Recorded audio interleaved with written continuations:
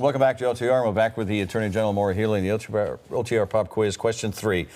Here's the next one. I don't know whether it's the finest public housing in America or the crown jewel of the American penal system. Which president said that, referring to the White House? A Democrat, referring to the White House. I don't know whether it's the finest public housing in America or the crown jewel of the American penal system. See, if I did it with impersonations, then you might know. Oh, that would be good. Bill Clinton, the 42nd president of the United States. And question 4, which president said, but let me tell you, this gender thing, history. You're looking at a guy who sat down with Margaret Thatcher across the table and talked about serious issues. So the hint is Margaret Thatcher. Ronald Reagan. It was a Republican, but it was George H.W. Bush, the 41st. Great. Well, You're off the hot perfect seat. showing. Good news, the pop quiz is over. Let's talk a little bit about a local issue that also has national implications, obviously, your battle with Exxon.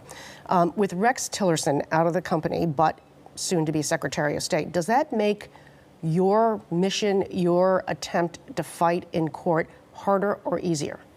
Well, in fact, the same day that Rex Tillerson was testifying before the Senate hearing committee, my office got an order from a court ordering Exxon to produce documents to our office reflecting what they knew about climate change. And so we're going to continue with our legal work. Look, our work about Exxon is simply about protecting the environment, protecting consumers, and protecting investors. We have concerns that Exxon scientists knew certain things about climate change 30, 40, 20 years ago and told the public something different. And that's why we sent the subpoena. That's why we've been investigating them.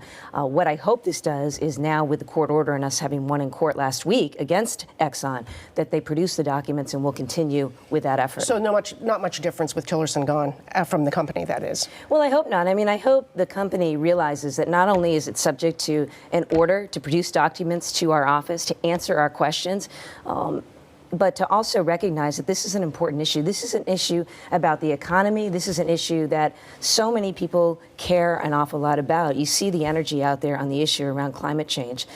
This is way more than just an environmental issue. It is that, but it is an issue of serious, not just national importance, but global importance. And we need accountability, and we need answers. Forgive me, because we are at the end of the timeline, but I did want to ask you about guns, because another major battle that you have taken on is guns, and with a very pro-gun administration that's in place, at least in the White House right now. What is your, in 10 words or less, and I apologize for that, what worries you the most?